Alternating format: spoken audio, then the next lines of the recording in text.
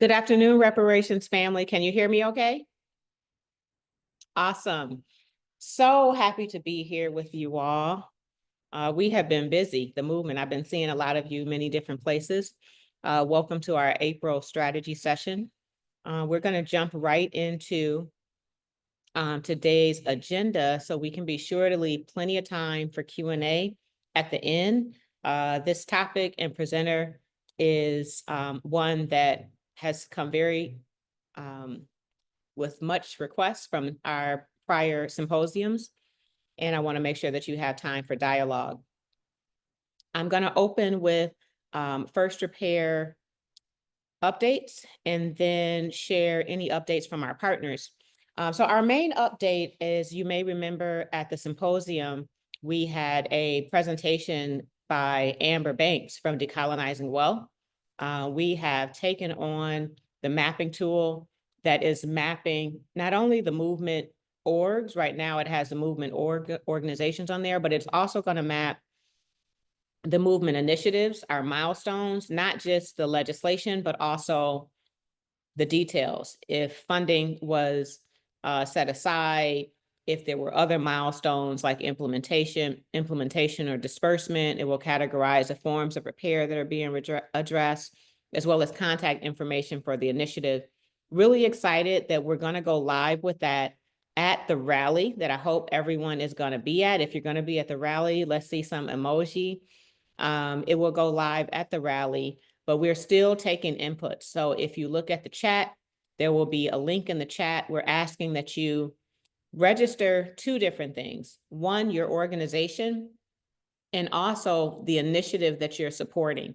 We'll reconcile it for redundancies and make sure that everything is getting in the right bucket. Eventually, we'll separate the registration process for organizations and initiatives, but that's what we're hoping that we'll do. So in the example of my good brother, Steve Hevelin, that's here, we would want Steve to put in there the Interfaith Evanston initiative, register it, as well as you would register the city of Evanston, but I already did that for you. So the city of Evanston is already listed, but that's an example.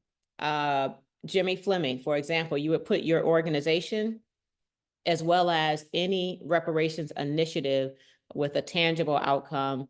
And we want to make sure that we have added that to the map. We are also looking eventually to expand the map to global Africa, to make sure that we are still learning best practices from international law standards, which have been really transformative in the reparations conversations here in the US. So if you have any questions or any feedback, before we go live, we are still, Victoria actually is lead on working with the design company to finalize the launch of the map. So if you have any feedback, recommendations about the user experience of even this form, please let us know. I probably have captured a lot of it because I have my own user experience and some feedback that would be helpful, but please do reach out to me or Victoria directly and give us that feedback so we can include as much of it as possible. Also, if you have events in your community that are coming up anytime this year, please let us know. We'd be happy to send you out postcards so that you can share and help us make sure that this map is populated, because this map is for all of us. Other than that, First Repair has been very busy. Excited that we've launched our in-person space, and we've been very richly programmed. A lot of community engagement has happened since we've opened the space, and I will turn it over to our partners. So I'm hoping that Sister Nikichi is here, Brother Cam Howard. If either of them are here, if you could unmute yourself and share updates. Yes, I'm here. This is Nikichi, and sorry I'm off camera. It's crazy. Thank you so very much, Robin. Well, the biggest update I'd like to share is the upcoming historic National Reparations Rally that's going to be in Washington, D.C. on Saturday, May the 17th. This landmark event will be a vibrant and a powerful demonstration of unity, featuring an array of speakers, cultural performances, networking opportunities, an African marketplace, and most importantly, a jubilant celebration of the ongoing fight for reparations. It's not a lobbying event. It's not a march to the White House. It is for us to come together to show our broad a unity of the escalation of the reparations movement over the last few years. And Robert Ruth Simmons will have some very phenomenal uh, um, what do we call it? Out, things that are going to be uplifted. I'll just say it that way during the Valley, one of which she just mentioned in terms of the survey. So that's really all I want to share, other than the fact that a number of us were at the United Nations last week, but I presume you'll have other movement partners speaking to that. So again, I will put in the chat the information for the rally for those who might have been under a rock for a while and did not quite necessarily know about it, but hopefully everyone can join in the festive celebration. Thank you. Thank you, Sister Attorney Nakichi. If you are able to stay on for a bit, I will ask that you give a report on the UN, just a narrative that I do think that is worth having set aside feedback on. And we have, I don't know if Cam is here, but I do see that Virginia is here. Virginia, do you have any updates for us? Thank you. Well, I was hoping Cam would be here to talk, and maybe you could as well. My colleague Sarah from the Uganda office was able to attend Accra Summit too, and so I know you've, as you said, you've been busy and been in a lot of places. So on behalf of ICJ, we were really happy to be there. And I think she noted she really appreciated the focus on healing and trying to build the bridges between the conversation on the continent and here in the US, and more of a global take on this issue. And just to note that that links with our work. We have a collaboration with the African Union and the European Union, and the theme of the year is reparations for colonialism. So we'll be continuing to think about how to help the AU bring that into reality. And I think a lot of you will be crucial to that part. So thank you. Thank you, Virginia. Virginia is right. I wear another hat within the Global African Community for Reparations at the Global Circle for Reparations and Healing. We held a summit just outside of Accra, centering healing. It was co-led by Dr. Joy DeGruy and Dr. Anola Aird, and it was really special. So it was an opportunity for us to come together and have healing activities and exercises. Some of them were led by Dr. Cheryl Grills, that we all know and many of us work with, and more understanding. But I do see now that Cam made it. And so Cam is actually one of the co-conveners of the Global Circle for Reparations and Healing. So Cam, if you could just share 2 minutes on the vision and outcomes for the Centering Healing Summit. And then next you were up for partner updates on your slavery disclosure. Sure. So the Centering Healing Summit, there was a few things that we wanted to really discuss and to lay out an outline for going forward. And one was the interaction and complicity of African nations with the enslavement process, because we understand this is a huge area that needs repairing for continental Africans and Africans in the diaspora. So we were very successful in coming away with a plan of action, a position statement and plan of action in regards to that. And also centering healing in regards to the lie of white supremacy, the lie of this false racial hierarchy where whites on the top and blacks on the bottom. That has created a tremendous amount of injury in our communities as we look at some of the leaders in certain countries, et cetera. And that was really addressed at the summit, and it was very successful. Dr. Anola and Dr. Joy have created, or within the working group, within the Global Circle, have provided an opportunity for people to join the network if they want to further engage in the subject of healing in the reparations movement. So did you want me to now go into my report, Robin? Yes, please. And I'll put in the chat, everyone has an opportunity to apply for membership to the Global Circle. And I'll put that in the chat in a moment. There are various working groups and you'll see that detail when you go on the website. Thank you.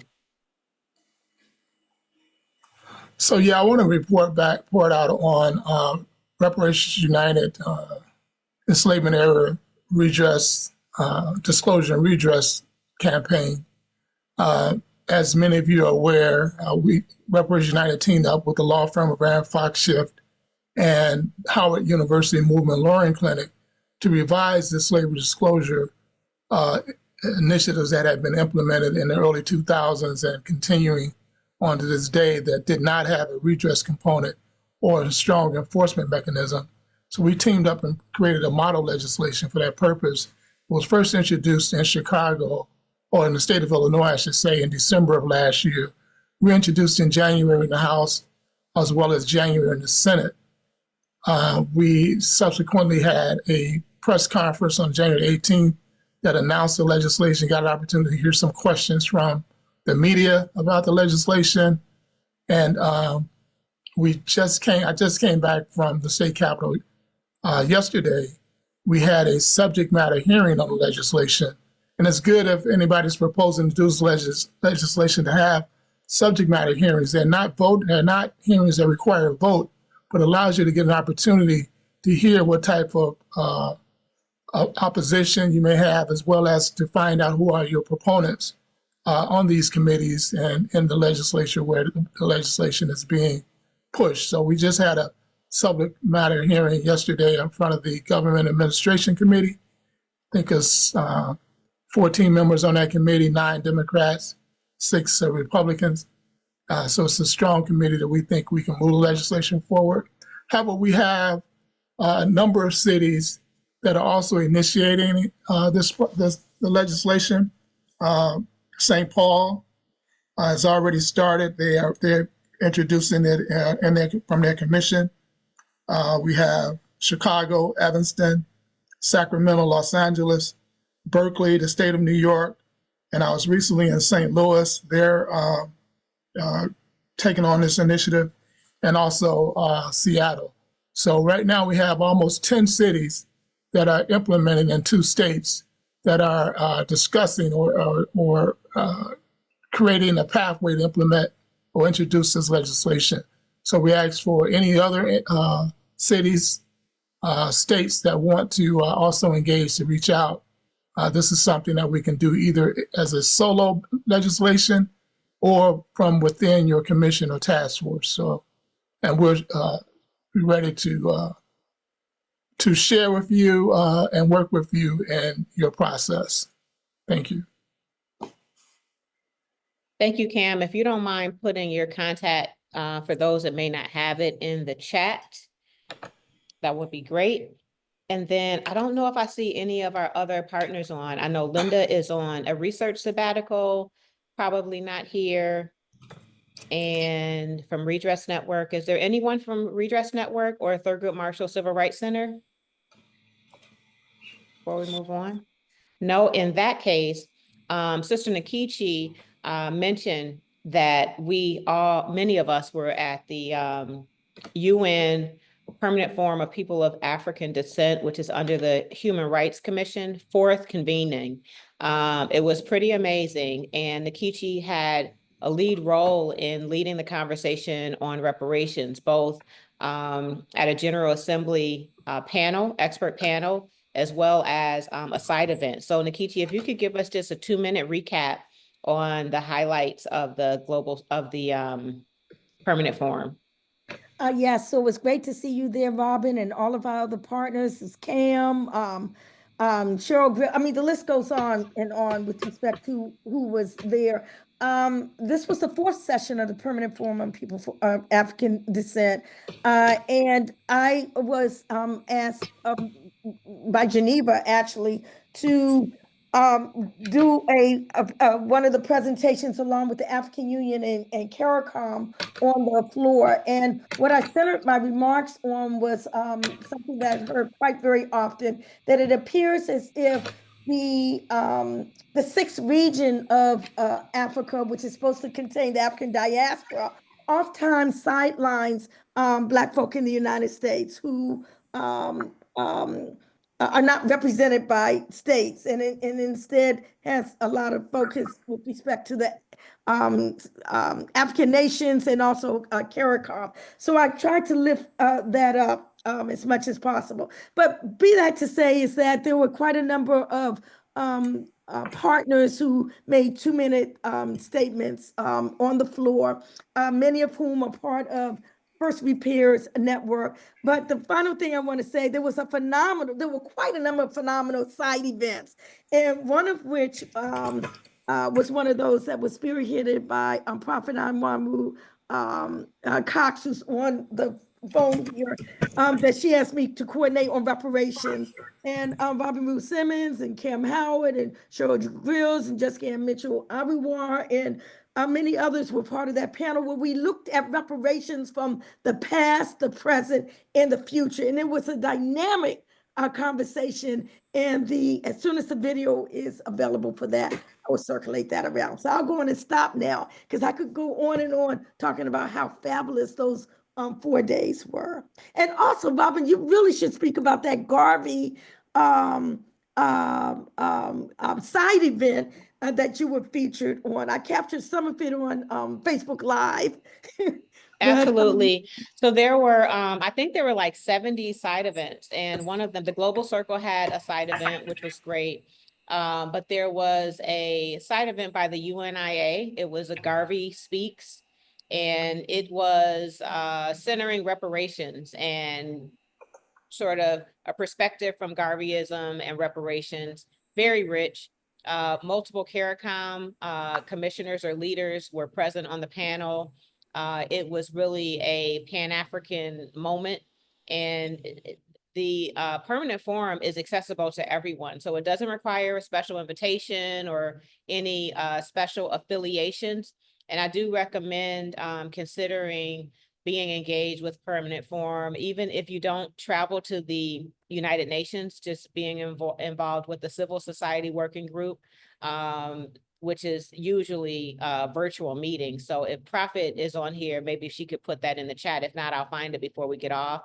But it really showed the connection that we have to the diaspora, that we are not in a silo, that we are not working independent, that we are showing up in all of our colonizers' languages, fighting the same fight. And it is something really special about the fuel and power that we leave with from those convenings. Evanston was really fortunate with a grant from a local organization, Cradle to Career, to be able to take 6 Evanston residents. I think it's important that we start taking our community with us to these spaces so that they can come back and be in partnership with you and help translate all that we're learning, because no one person can do it. So that was really special. And then I just want to lift up what's happening with the connection to all of your work. Sir Hilary Beckles was in Evanston right before we went to the UN. And he lectured at Northwestern. And after that, he came to First Repair. He was here in the Resource Center. And in his lecture, he said that the U.S. reparations movement is at the vanguard of the reparations movement. Now, Sir Hilary Beckles said that, and that really felt good to know, because he was speaking of the work that all of you are leading, our work collectively, hyper-local initiatives together, empowering the reparations conversation and being an inspiration to global Africa. And so know that Sir Hilary Beckles and all the CARICOM commissioners know your work. They know us as a collective. And it was just really special to have him here. More to come on how the global community will be connecting. So don't think that we are alone. And so I would like to move on. I don't think we have any other partners here. So Daughter, if you could take us through our regional updates. Yes, I will get started with Our East Region updates, I have notes from our East Regional leader, Jean-Pierre, who couldn't be here today. From the state of Maryland, the Reparations Task Force bill is in the hands of the governor, and there's currently no indication if he will sign.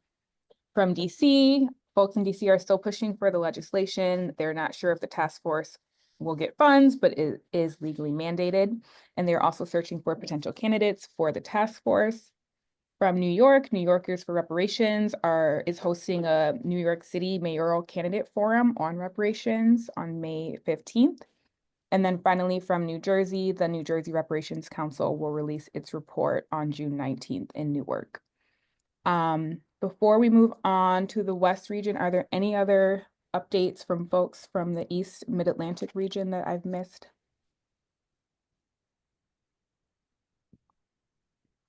All right, I will hand it over to Davida for updates from our West region. Hi, I'm sorry. Can I pass to somebody else? I'm just in transition. I'll be able to hop on in like about 2 minutes. Sure. Jeff, could you give updates for the Midwest region? Sure thing. Good afternoon, everyone. So real briefly, we had a great Midwest regional meeting.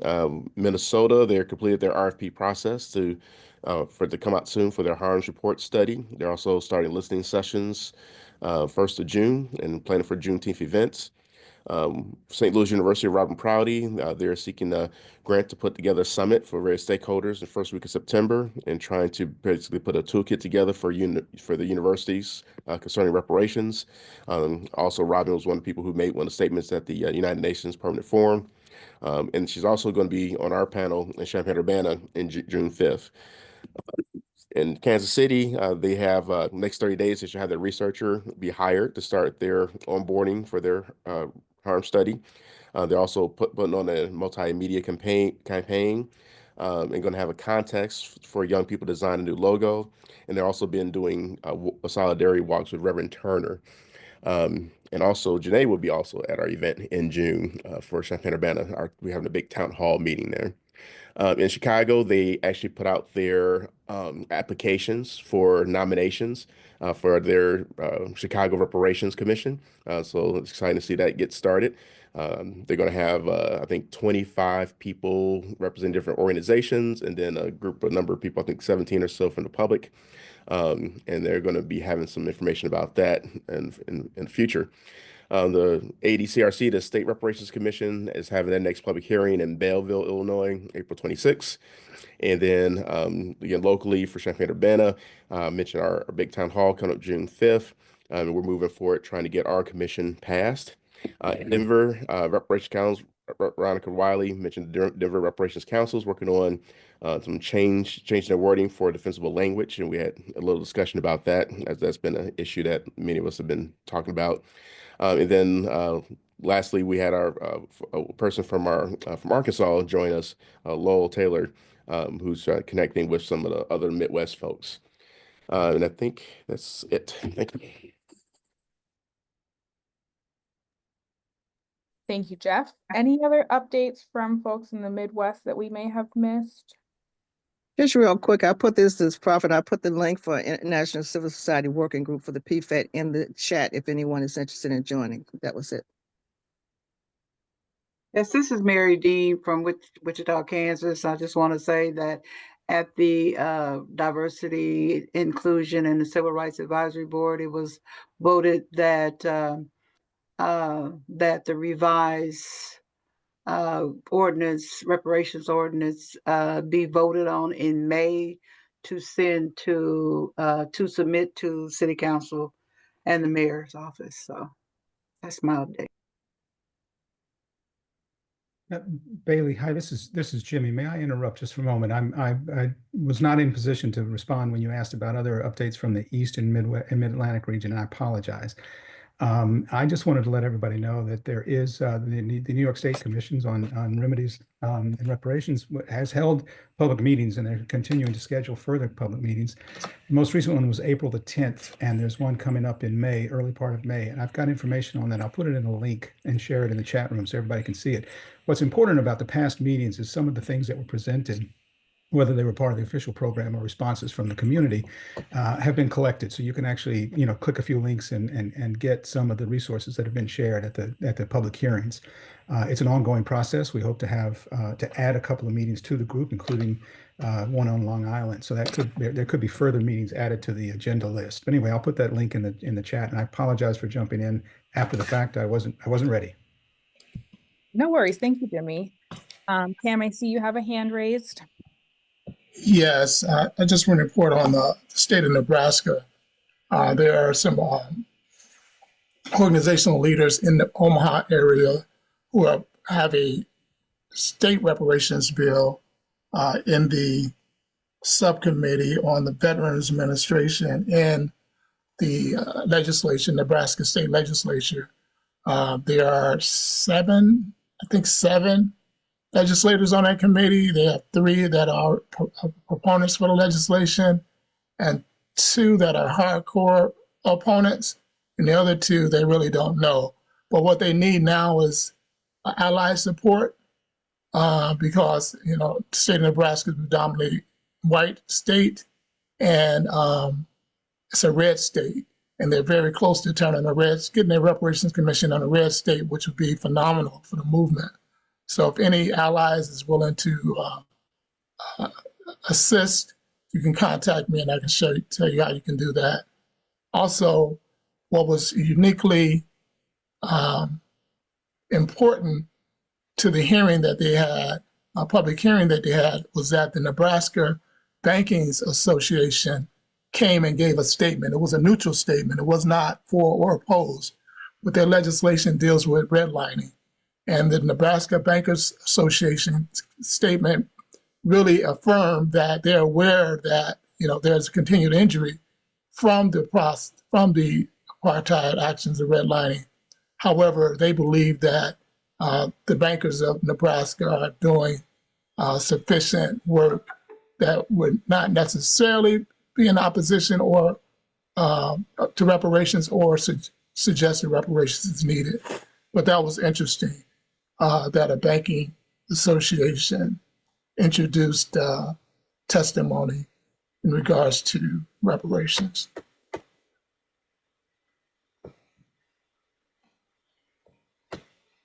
Wonderful. Thank you all for the updates from the Midwest.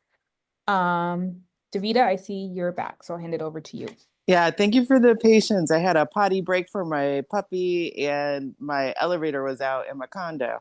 Hi, everybody. I also wanted to acknowledge, I think I see Dr. Byerly. So we just did our West Region meeting yesterday.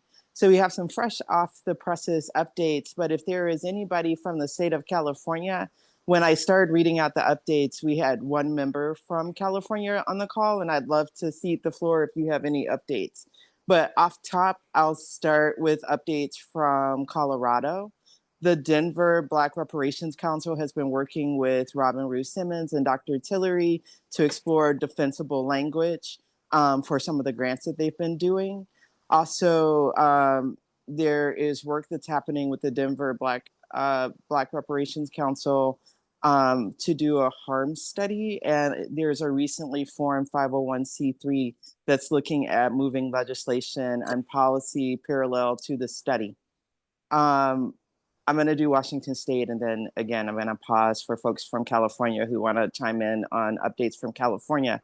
On the Washington State side, a small but important update is that there, after a really long fight, it still looks like, even with a really challenging budget year, that we've retained the $300,000 in the budget for Washington State's first harm study. Once that is approved, you all will probably be among the first to know, and we'll probably ask if there are folks who would maybe want to put together a team to put in for the RFP. The other thing that I think Cam alluded to it, we were very happy because of the organizing in the West Region to have Cam come and speak to SARC about the slavery disclosure and redress ordinances. We're going to be starting our second World of Repair campaign, and that's a multi-pronged campaign for us to do a couple different things. One is to do narrative strategy. The other is to do coalition building and to do pre-legislative organizing so we can hit the short session next year with model bills and strategies that will serve us well.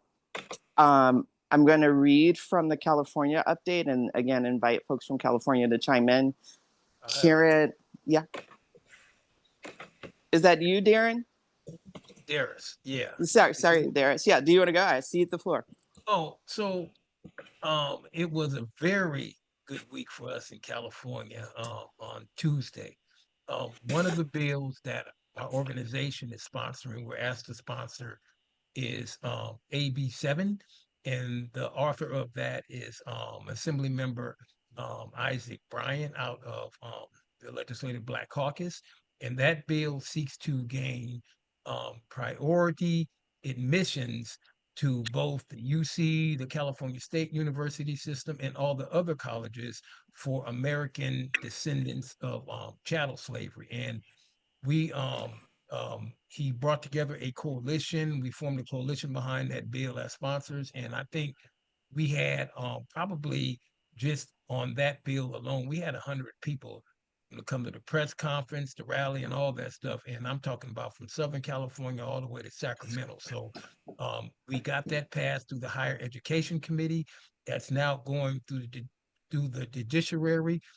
There's another bill that we are actively supporting too, which is a bill by Assembly Member Tina McKenna. And that one got through her committee as well, and it seeks to allocate a portion of home purchase assistance funds to first-time home buyers who are descendants of American chattel slavery. And then it was Dr. Akilah Weber Bryan's bill for both the genealogy study and the creation of an office. And if you all might remember last year, there were some things that happened around the office space, but hers is headed to one of her final committees. And so we're pretty much rolling. And I would say that this year's package that came out of the Legislative Black Caucus, it's a pretty strong bill and bills in there, and they're all using that same language, American descendants of chattel slavery. And we do expect to get sued behind it, but we believe based upon the concurrent opinion of Clarence Thomas on the U.S. Supreme Court last year in an affirmative action ruling, it sets the framework for that language. And to be able, because he said, if it were class, African Americans, we should be using class as freedmen and stuff like that. And so it's a pretty big thing going on. And it's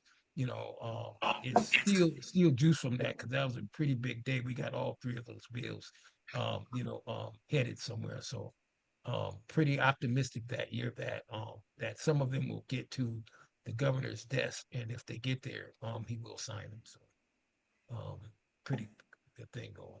Juice for that. I'm still kind of like I haven't come down from Tuesday, because it was like it was really, really, inspirational to see all of the groups that came down from LA all the way to Sacramento from the Bay Area. I mean, the Capitol had never seen that in a long time. So, us coming together as Black people, and we had some white sponsors, Asians, we had a bunch of young kids. Everybody was involved in really, really speaking out for those bills. So thank you. That is so beautiful. You have so much to be happy for. I just want to let everyone know why they won't see you at the rally. Our brother Darius Young is getting married on the day of the rally. So we just want to congratulate you, since we won't see you at our future marriage on your upcoming marriage. And man, that feels amazing what's happening in California. And so that concludes our regional reports.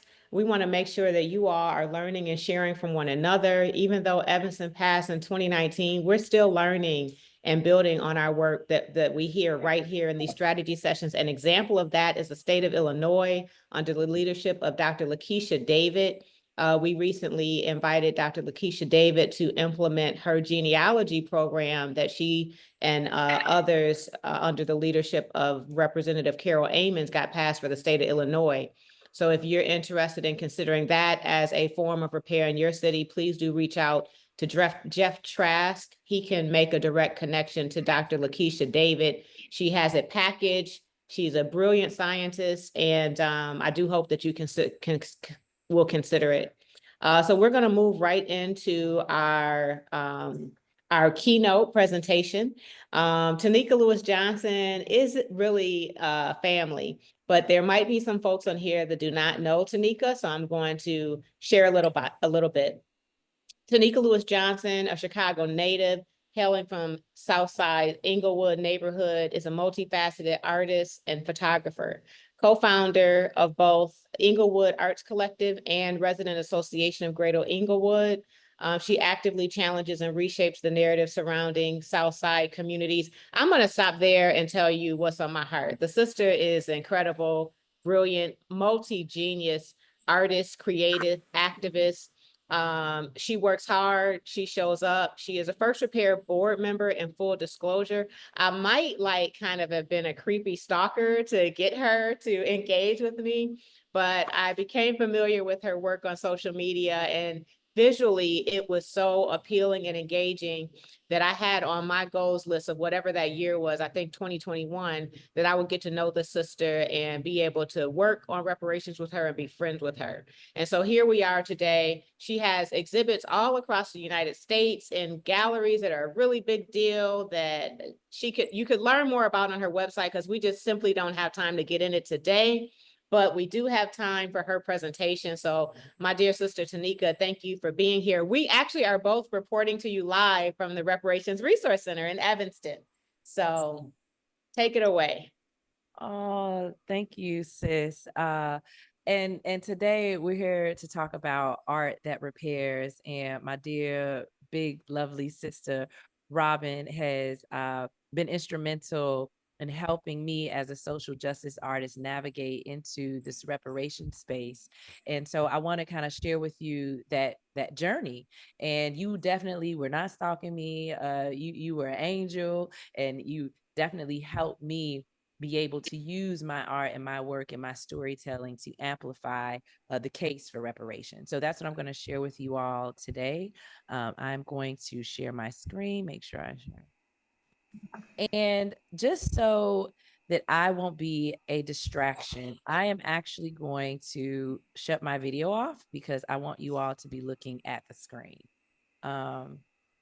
So thanks to all of the updates, you all know that the city of Chicago just announced their reparations task force application, but I would like to personally share with you all, I was emailed prior to this announcement that I had been nominated to apply for the reparations task force. We're really nominated to just come on, and the application is just a protocol. But that is due to not only my art, but also my involvement with First Repair and having Robin Rue Simmons be able to guide me and pull me in this space so that I can be a figure in Chicago that can speak to the case for reparations. And so I just want to thank you all for that. And to kind of explain to you how I got to this point, I want to share with you just some information about my neighborhood really quickly. It is Greater Inglewood. It is on the south side of Chicago. That little pin that you see, that is where Inglewood is. It's comprised of two neighborhoods, Inglewood and West Inglewood. And the most important statistic that I want to take with you is the 30% home ownership rate. Okay, the 30% home ownership rate has never really changed. It's always been the same. And I learned that when I became an adult and a homeowner in Greater Inglewood. And my question was, why is that? And so that question got answered when this report called The Plunder of Black Wealth in Chicago came out in May of 2019. That was a year after a larger debut project I did called Folded Map, and people started sending me this report because of my Folded Map project. And that is when I learned that this particular report answered my question as to why my neighborhood's home ownership rate has never really been higher. It's always hovered around 30% for decades. And I never really understood that since I was becoming activist and active resident in my neighborhood. And so this report revealed that 75 to 95% of homes sold to Black families during the 50s and 60s in Chicago were sold on land sale contracts. And if you all do not know what land sale contracts are, they are basically a good financial tool that was used in a very racist, predatory way in the 50s, 60s, and early 70s. That was essentially a rent to own. And so my neighborhood, as a result of this report, I learned was one of the primary neighborhoods that was targeted by land sale contracts. And this report put a dollar amount just in the way of how much money was extracted from aspiring Black homeowners from 1950 to 1970, just through land sale contracts, not through any other way, just through this one particular way, not even redlining, because redlining would include the rental system and everything else. This was specifically through land sale contracts. The amount was over $3 billion just in this particular way. So when this report came out, I befriended Amber Hindley, and I hate that you all can't see her name, but anyway, that's a lovely picture of her, Amber Hindley. She was the lead researcher of this report, an amazing, brilliant thinker, economist, and researcher, young Black woman. And I befriended her after I found out she was the lead researcher. And as an artist, I asked her to send me more information about land sale contracts. And just to ground you all, I want to share just this short clip that's also included in the exhibit here at First Repair of what land sale contracts are, just so you can understand to the degree in which it really changed the landscape of Chicago Black home ownership. Home ownership is the basis Give me of a thumbs up if you can contented hear. family life. Okay. And now, through the use of a National Housing Act insured mortgage. Oh, I just want to hide the, because it's irritating me. Okay. Is brought within the reach of all citizens on a monthly payment plan no greater than rent. And that's how it works. Say the price of the home you want to buy is $15,000. You make a down payment of $2,000 and the bank lends you the balance, which you pay off at $110 a month for the next 25 years. Part of your payment goes for interest. That's what the bank charges for loaning you the money. The rest pays down your loan. That's your share of the house. With every monthly payment, your share of the house grows. That's called equity. What if you decide to move? You simply sell the house and keep your share. And if the house increases in value, you keep that too. This is how America's building its middle class, and individual families are building wealth, their financial nest eggs. I know, that's how I bought my house, but that's not how Black people are treated. Let me show you. It starts with speculators, also called blockbusters. They go into a white neighborhood and knock on doors, telling white homeowners that the blacks are coming. The blacks are coming. Better sell now because the value of your house is going to drop if you don't. I can see your house is worth $15,000, but I'll give you $14,000. Scared, the white homeowner sells. Within days, the speculator hikes the price of the house and sells it to a Black family for $27,000. The buyer makes a down payment of $2,000, is obligated to make payments of $252 a month. So why would anyone buy a house at such a high markup? Because white-owned banks refuse to make loans to Blacks, especially if they want to move into a white neighborhood. Desperate for a home and having no other options, they go to the speculator. The speculator draws up a contract. You think it's a mortgage, but it's not. A contract doesn't accrue equity until it's paid off in full. Nada. Nothing. No equity. See, it's right there in the small print. Just check the box and sign your name to agree. So what if you want to move after living in the house for, say, 10 or 15 years? You lose everything. Remember, you don't have equity. You don't have a nest egg to borrow against for your child's education, to make home repairs or pay for medical emergencies. Miss one payment and you're evicted. There's incentive to evict the buyer so the speculator can keep all the money the family has paid and then resell the house to another buyer. We've seen court records of hundreds of evictions on this model. Families on both sides are being built so that the speculators make a fortune buying low from whites and selling high to Blacks. Federally insured mortgages to whites, price gouging contracts to Blacks. Do you see what this is going to do to Chicago's Black families and its neighborhoods? And now, through the use of a National Housing Act and So part of me befriending Amber Hindley was asking her if she could share all of the addresses that was used in that report. And when she did that, I was able to work with partners to create this map of just Greater Englewood. And all of the red dots here represent the number of land sale contract homes in Greater Englewood. And as you all know, over 600, especially during the 50s, and 60s, when Black people were just starting to come to this neighborhood that was formerly Jewish, this represents 90% of all of those families. And as you know, this is a lot of people, whether you do real estate or not, this is a lot of people. And what I like to ask people so that they can understand the gravity of all of these red dots being land sale contract homes is, do you think that Greater Inglewood's home ownership rate would be 30% if all of these red dots owned their home? And so my answer to that is no. I think the home ownership rate would be significantly higher, probably even 80% if all of these red dots actually own their home. But to even scale it out to Chicago land area, there's over 3,000 land sale contract homes in Chicago, and majority of them are on Chicago's west side, which was the movement of the Land Sale Contract Buyers League. And so this is just to give you an idea of just what was documented. So when something is documented, you know that you can really imagine that it's probably more. It will be a fair assumption.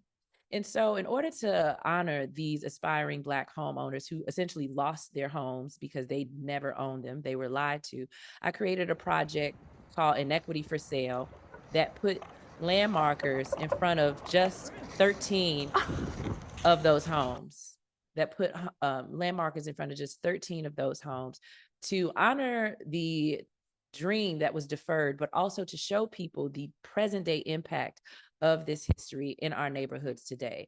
All of the abandoned homes, all of the vacant lots, more than likely were former land sale contract homes. And so on the land marker, I want to be very clear that you understand what was put on them. I included the names of the actual aspiring homeowners who were scammed out of home ownership, but I also included my call to action, which is, this crime was never brought to justice. Reparations are due. This project debuted in 2021. I was very clear that this is what I think, and that home ownership is one of the avenues in which redress can occur. What I did not expect, because of art, does this sometimes, I did not expect to meet the children of Doc and Janella Walls on this particular landmarker. I did not know that they were still living on that same block, and they filled in the story of what their parents went through to own that home, and how they actually sold it, where they finished their land sale contract, sold it, and acquired the home across the street that their son, Mr. Melvin Walls, who's close to 70, still lives in today. But Mr. Melvin Walls told me about all of the issues that he was experiencing, trying to maintain his home, not being able to afford home repairs, having significant deterioration of the house because the devaluation of the entire neighborhood as a result of redlining and racism meant that the home that his parents gifted him was worth little to nothing. He couldn't even get an insurance claim to repair the roof. He definitely couldn't get a home repair loan. So because I am an artist and a creative problem solver, I heard what Mr. Walls was saying, and I basically wanted to do something to help him. And at the same time, the City of Chicago, Office of Equity and Racial Justice, partnered with the Department of Cultural Affairs and Special Events to launch a creative placemaking program. And I do want to note that the Office of Equity and Racial Justice is the same department that is spearheading the Reparations Committee and receiving the application. So these two departments offered a creative placemaking grant opportunity, and it was to activate a public space, promote health and safety, uplift history, celebrate local culture. And so when you see grants like this, especially when they offer up to $500,000, it usually means a sculpture, it means some kind of mural. But I wanted to do something different. I wanted to help use public art funds repair this history that this grant program was asking artists to uplift, which was this predatory past. and the reason that we need healing, because Black families were extracted from. And so I'm going to share with you the project that was awarded through the Creative Placemaking Program. I did not get $500,000. I got $250,000, but that was enough to partner with a nonprofit to do Unblocked Inglewood. And I'm going to share just a little bit of what that project is now. This is the actual proof. This is the direct consequence of those land sale contracts. The very homes that Black people were denied the opportunity to own are now vacant lots, vacant buildings, and deteriorating buildings in this neighborhood. But then the next surprise was actually meeting people who, or the children of those people. Need new doors. The doors is all tore up under the bottom. We need new radiators for the heat. And the fixtures on the wall, all the fixtures. My name is Melvin Walls, the son of Doc and Johnella Walls. My mother, she passed away in 2018, and then I became to be the owner of this house. This is the kitchen area right here. And you see the floors and everything is just tore up. You know, I'm up in age, and you know, it's too late for me to turn around and, you know, and go somewhere else. But it's just that, you know, it's so much work to be done.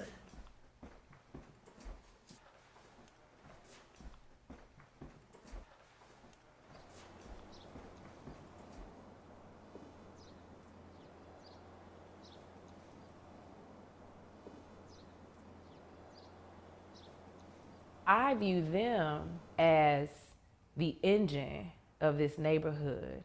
And if they can't afford to get plumbing repairs, foundation repairs, roof repairs, then what is going to become of this neighborhood?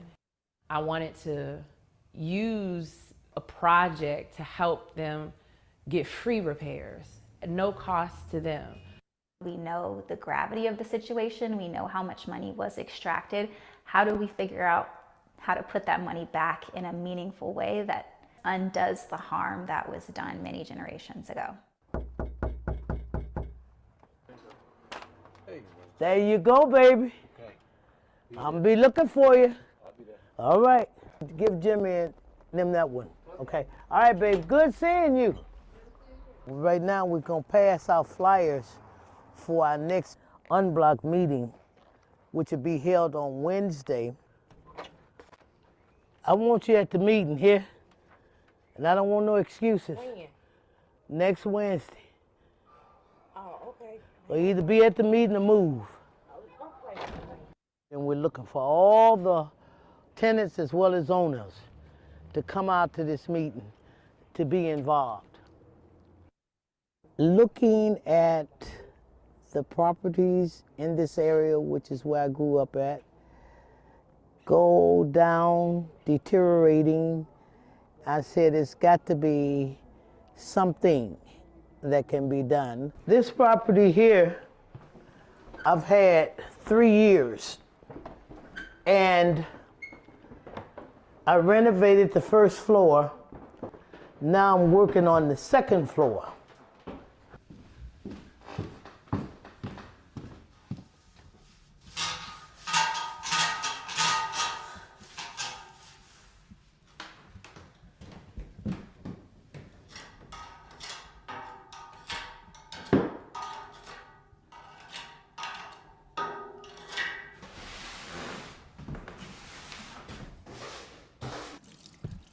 Last year was the first time I raised rent in 10 years.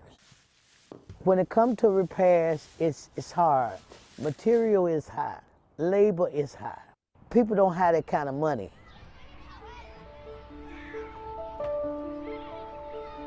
Unblock came in along with the Chicago Bungalow Association, did wonders. We were able to do electric, plumbing, roofs. They came out and worked with us, and you would have thought they were family. This is the upstairs bedroom. And they did installations in here. Put in new vanities, new toilets. They put a new roof upstairs, up on this right here. They put a new roof on the house. Good evening, everyone. Good evening. The unity that has transpired out of this block in the last year has been unbelievable. You know, they got guys on this block right here that we wasn't even talking. It's just brought the whole community together. Don't sell no drugs over here, baby. Ain't no gang banging here. Right, they know. You understand what I'm saying? You ain't got to call no police. Not in 6500 block, you ain't got to call me, I'm the police. If you see me coming, then call police. Right. We never really just wanted it to be about landmarkers. It was about reparations that are due and what comes next and how do we right this wrong. So we've done things that are important with the maintenance and the home improvement work. But there's more that people want and that they need. I want to quit too many times and just say, forget it. You know, I figure the house is worth keeping. And I know it's a lot of organizations out here that's willing to help if they know about it. Talking about segregation in Chicago is not easy. When I think about artists like Tanika who are trying to address a collective challenge that we face as a city, and that art is speaking to lots of residents, that art is inspiring folks, that art is connecting folks in ways that, quite frankly, the city could never do. That this iteration is just about safety and security, but there's a level to this that we want to take it. We want to go higher to restore dignity. So we've done things that are important with the maintenance and the home improvement work, but there's more that people want and that they need just to feel whole in their homes. I'm hoping that this block will become a role model for the entire community. If we can do it, you can do it.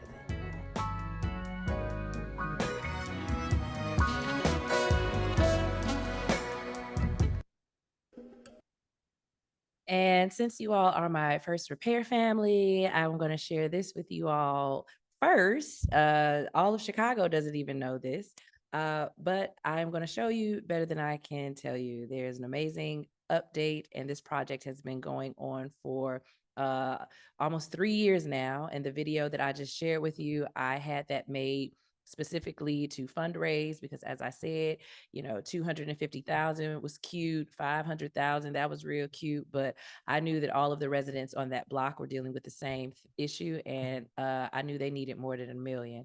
So this past year, I have been fundraising specifically with people knowing that this is repurposing public art dollars for reparations and trying to get foundations to get on board to help. And this is the result.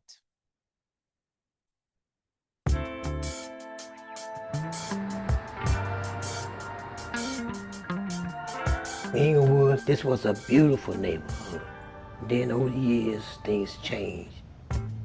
But I think Greater Inglewood is an example of a neighborhood not deserving what it's experiencing.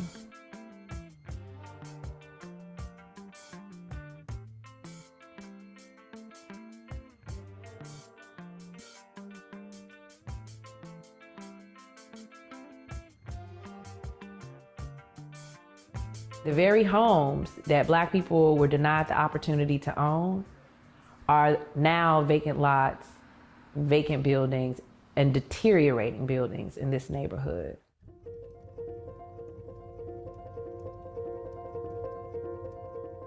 Need new doors, and doors is all tore up under the bottom. We need new radiators. It's so much work to be done. I view them as the engine of this neighborhood. And if they can't afford to get plumbing repairs, foundation repairs, roof repairs, then what is going to become of this neighborhood? Hey! Hi! For the past 3 years, I have been working on my current project, which is Unblocked Inglewood. We've been trying to raise money to finish repairing the remaining homes on the block. Look, new siding, there it is, all right there.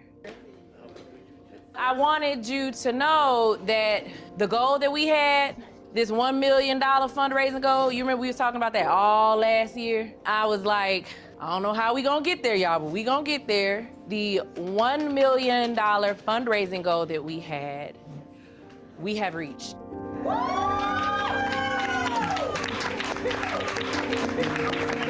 The organization Chicago Community Trust is our official donor and partner. It's just really exciting to be here with all of you. This is such a special community. These are such special people. The trust is really trying to focus on how longtime residents and homeowners get the support that they need to stay in their homes. And this is a big step in that direction. Thank you. Looking out for one another. That's what we're about.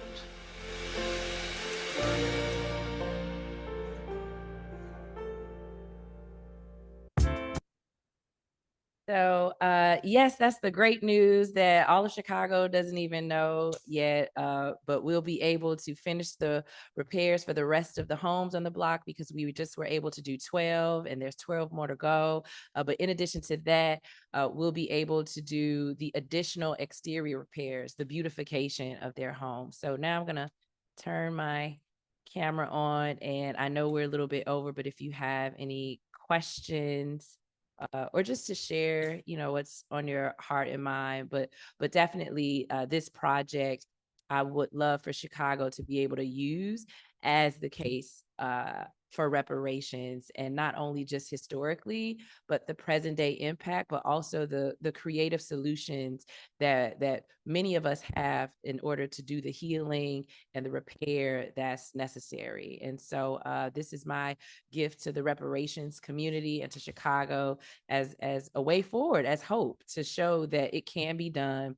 And I definitely agree that home ownership and the extraction that had so many aspiring Black homeowners have experienced is a way that we can start the healing and repair. So I'll shut up for now and open it up for comments. Thank you all so much for everything you're saying in the chat. Thank you, Tanika. I think you all can see why I was an immediate fangirl for Tanika, and so grateful for her sisterhood, friendship, and leadership. Are there any questions or comments? I know there's a ton of them, but there's so much in the chat, Tanika. I hope that you're seeing all the love and inspiration that's in the chat. Yes, I do. You all are so sweet. Seeing that there is none, I didn't even wear this U Chicago shirt today on purpose, thinking about Tanika, but I know she loved me walking in here with it. I really loved my time on the South Side while I was a fellow at U Chicago. So please do get in touch with Tanika directly. Her presentations really connect to hearts and minds of folks that really it's not clicking for them. It is a different approach. We all should be inspired by Tanika and how she reimagined what repair can be, looked at it through an art lens. There's other lenses that we could be looking through. We don't have to stay in these rigid boxes. Those dollars were for art, and now they are for reparations. And so if you have any ideas or thoughts or would like to learn more from Tanika, please do follow her on all of her social channels. And also, I imagine, Tanika, your website, can you have a Yes, newsletter? the chat. Yeah, if you could put that in there. And then lastly, because we're over time, I just want to close with Tanika's exhibit is here at the Resource Center in Evanston. It actually officially closes this month. This was, is it Affordable Housing Month or what is it called? Fair housing. Yep. Fair housing. So it closes, although I'll tell you all, it'll still be here. But the exhibit closes. And so please do reach out to First Repair so that you can come see the exhibit. I sat over here on purpose so that you could see this house, and the address is this house that's right behind me. 7250 South Green. South down Green. the street from Mr. Walls. Yep. Exactly. And then here's that landmarker is right here in the Resource Center. So that's a replica But it's here. Tanika is actually here real time in the Resource Center. I'm just telling all of her business. She's right there. But please do consider, if you're in Evanston or the Chicagoland area, stopping by so that you could see it for yourself. There's some literature that she's left here as well. And with that, so much more that we could discuss, but we're out of time because everybody has an assignment to do. Go win reparations. So see you all next month, if not sooner. Peace and love. Peace and love. Thank you Peace and all. love. Peace, everybody. Have a great day. Enjoy the weather if you got good weather. Oh, yes. Enjoy it. Yes. Thank you. Safe travels. Safe travels, all. Peace and blessings. Love you all. Madonna, I Love see you. a question in the chat. You can come Mondays through Wednesdays from 9 to 5. Okay, great. I have a healing racism colleague in Evanston I'll be visiting, so maybe we can both come. Oh, perfect. That'd be awesome. We'd love to see you here. Okay, thank you. Thank you. Bye.